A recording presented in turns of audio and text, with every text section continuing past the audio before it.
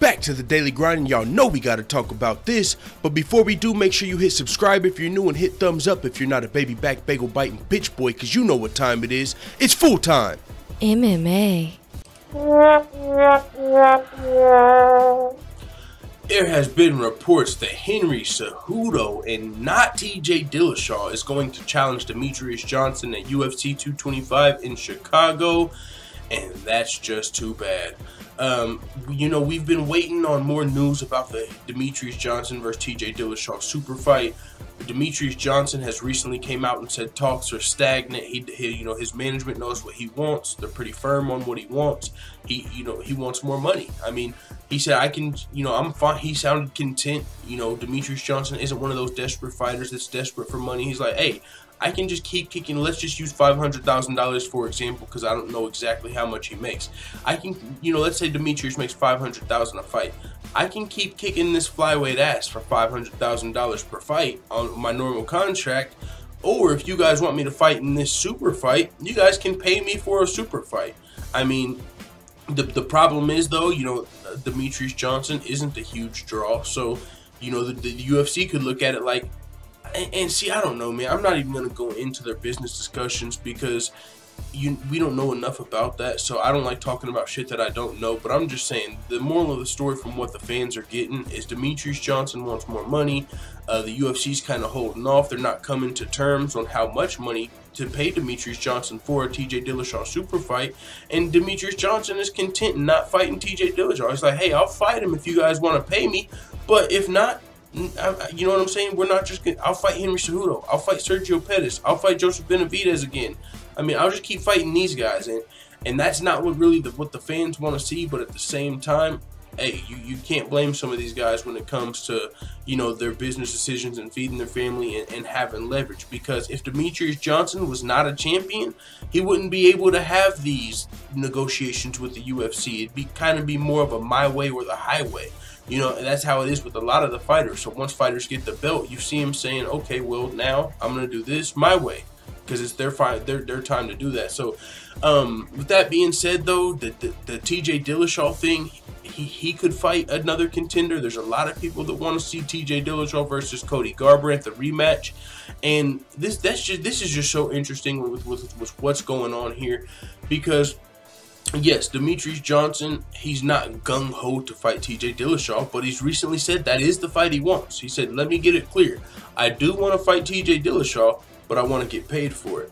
So it's not that it's not that he's running from TJ at all. He's just, it's a business decision. If he doesn't, they don't end up fighting. Now, TJ Dillashaw, we know in his heart of hearts, he doesn't really want to give Cody Garbrandt an immediate rematch because what he had to go through to get his belt back. But if the Demetrious Johnson fight doesn't happen, then it's out of Dominic Cruz and Cody Garbrandt. Who is TJ Dillashaw going to fight next?